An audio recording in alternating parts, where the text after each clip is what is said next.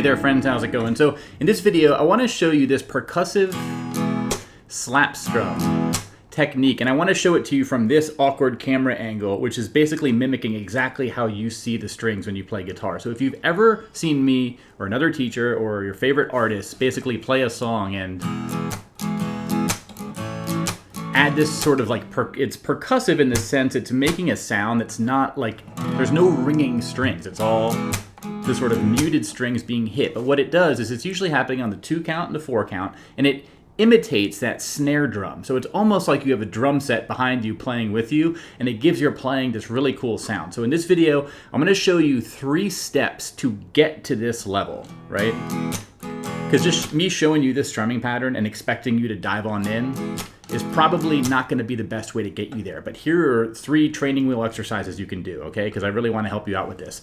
The first one is to practice just strumming all the strings, any chord. I recommend a 6-string chord, and I'll tell you why in a second, like an E major, for example. Just practice bringing the side of your strumming hand into the strings like this. There's no rush. You can go as slow as you want, but I'll tell you your goal, okay? Your goal is to silence all of the strings. And I say that because one of the things you're gonna run into when you first start doing this is you play a chord and you bring your hand down, but look, you can hear those thickest 2 are still ringing.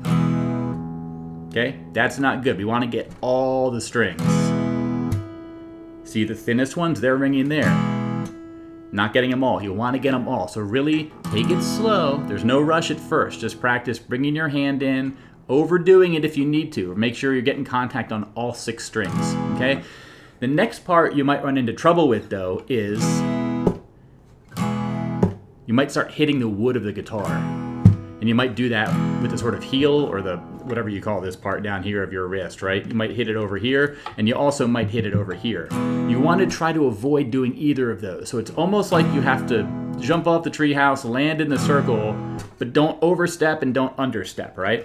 So that's the first thing to practice, is just take any chord. Again, I recommend a 6-string chord because like your E major, all the strings are ringing, and it's really going to test you to make sure you're silencing all the strings. So that's the first thing to practice. You could practice this while you're watching TV, while you're watching a YouTube video. Just pick any chord. You don't need to think really. You just understand what your goal is. Make sure you can do this cleanly. You could go through a chord progression. You could practice changing chords to whatever chords you're working on that day, right? I mean, there's all kinds of stuff you could do with your fretting hand. That doesn't matter. It's all about this strumming hand technique. I also like to keep my pinky kind of really tucked in there, like I imagine a bird will tuck its feet in when it's flying, okay? So that's the first thing you want to do, is get familiar with that muting motion, okay? That's it, nice and simple. Now, the next one is gonna have to do with your pick, okay?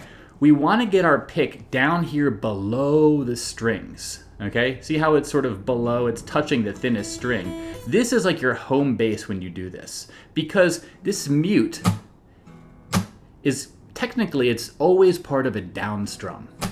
And what comes after a down-strum? An up-strum. And you want to have your pick already down here at the bottom of the strumming motion so that you can come back up. And here's the exercise that I recommend practicing for this one, okay? I recommend starting in home position, doing an up-strum, and then muting the strings just like we did in the prior step, but get your pick down here, back to home position as part of that muting motion, okay? So up strum, mute, and then get your string down here, okay? Up strum, mute, up strum, mute.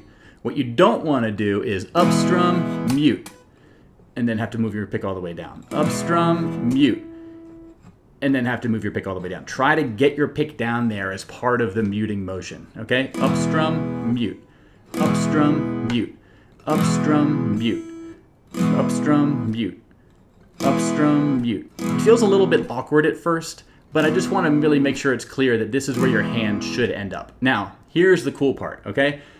You're allowed to, and in this last exercise, you might have noticed it's hard to get your pick down there without hitting the strings, but here's the cool part. You want to hit the strings once you get to this level, right? See how I did the same down strum, but my pick brushed against all the strings? That's good. That's what we want to do. Only practice this once you're familiar with the muting, though, and you're familiar with this home position, okay? But the main idea is, as part of this single down motion, you want to bring your hand into the strings to mute them, and part of that same motion, just after you mute the strings here, you want the pick to lightly brush against those strings, okay? And if you do it correctly,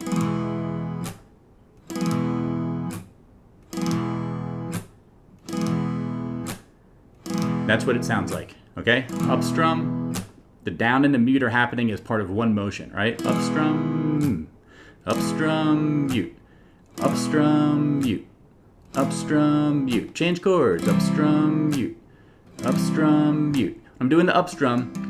Look how much my pick is sort of, this is a general up strum tip. You don't want to keep your rigid pick like, you know, that makes a really harsh up strum. Let the pick give and break as much as you can without dropping it. Okay, so up strum, mute, up strum, mute, up strum, mute, up strum, mute, up strum, mute. All right, see? This is what you want to work on. Again, do those prior steps. Think of this as something you're not going to master in one day. It might take you a couple days, couple weeks, but if you integrate this into your practice routine, just do a few minutes a day, you'll be able to do this, okay? So this is just practicing a single strum and a mute, single strum, mute. Mute. And once you get that, we can start practicing some actual strumming patterns, okay? A great pattern to use to get going with this is a continuous down, up, chop, up, down, up, chop, up, down, up, chop, up, down, up, chop, up.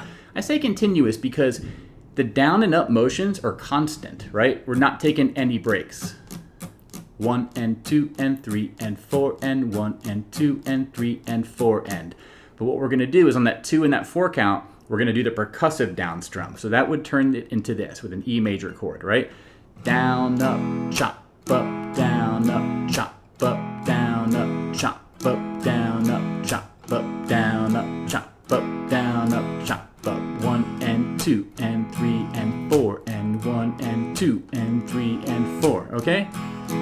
It's a nice thing about that pattern, again, is it's all up and down, so you don't have any breaks, which in a way kind of makes it easier. A couple other patterns you could do this one, which is a down, chop up, down, chop up, down, chop up, down, chop up, down, chop up, down, chop up, down, chop up. If I counted it, 1, 2, and 3, 4, and 1, 2, and 3, 4, and 1, 2, and 3, 4, and 1, 2, and 3, 4, and I don't find that pattern necessarily the most exciting, but just understand how it's basically taking that first pattern I gave you and it's just removing some of the strums to create a little bit of silence in there. One additional one, this is a bit more advanced because it's a 2-measure strumming pattern. It takes 2 full measures of 4 counts each to give you the 1 full pattern. It looks like this. It starts the same way. Down, chop, up, down, chop, up, chop, up, down, chop, down, chop, up, down, chop, up, chop. Up, down, chop.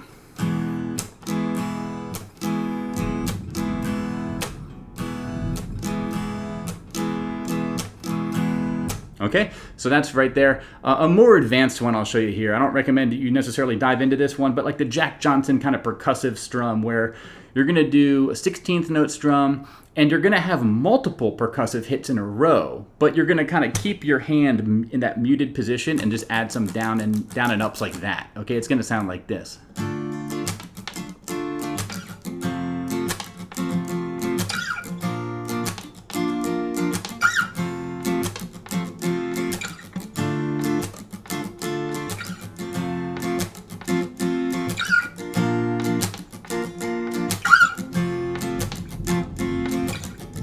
Okay, that's the intro to Flake by Jack Johnson. That's probably the song that really inspired me to fully learn bar chords so I could play that. So I'm showing it to you there. So again, that's a more of an advanced one. So friends, I hope you found this helpful. I just wanted to make this to sort of show you this with this zoomed in thing. I think this point of view might help you there. And let me know if you have any questions. I do have a separate lesson teaching this from a few years ago. There is a PDF I made with these instructions written up with some photographs, if that's helpful for you. But otherwise, I'm learning a song now that uses this technique. I just wanted to give you this sort of refresher lesson. But all y'all have a great week. It's Monday as I record this and post this, and I want to make sure that I'm kicking off things with something helpful here for you. So I'll see you in the next one. Happy strumming wherever you are, whatever you're playing. And until then, take care, my friends. Bye-bye.